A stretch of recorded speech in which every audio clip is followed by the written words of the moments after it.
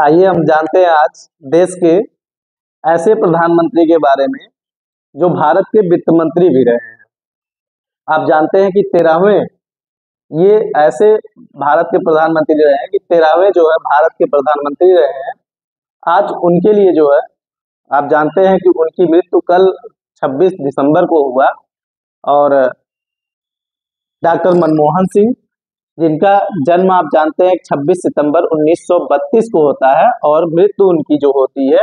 वो 26 दिसंबर 2024 को यानी कि कल शाम को होती है, कल रात में लगभग उनकी मृत्यु होती है। ये देश के ऐसे प्रधानमंत्री थे कि इन्होंने 13वें प्रधानमंत्री के रूप में अपना शपथ ग्रहण किया, जिनका कार्यकाल आप जानते हैं कि 2004 से लेकर के 2014 तक देश के प्रधानमंत्री बने रहते हैं।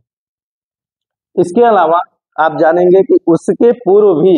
ये वित्त मंत्री के रूप में, देश के वित्त मंत्री के रूप में कार्य किए थे। ये योजना आयोग के सदस्य के रूप में, योजना आयोग के उपाध्यक्ष के रूप में भी कार्य किए हैं और साथ ही साथ आप जानेंगे कि पीवी नरसिम्हा राव के कार्यकाल में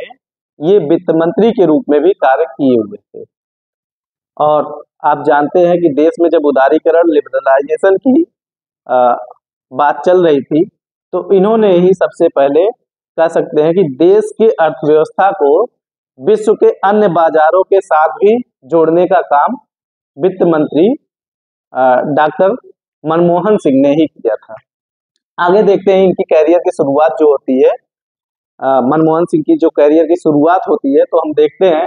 कि ये शिक्षक के रूप में जो है अपने कैरियर की शुरुआत करते हैं। इनका जन्म आप जानते हैं कि अविभाजित पंजाब में उस समय जो है हुआ था और ये 5 बार राज्यसभा के सदस्य के रूप में चुने गए और 1900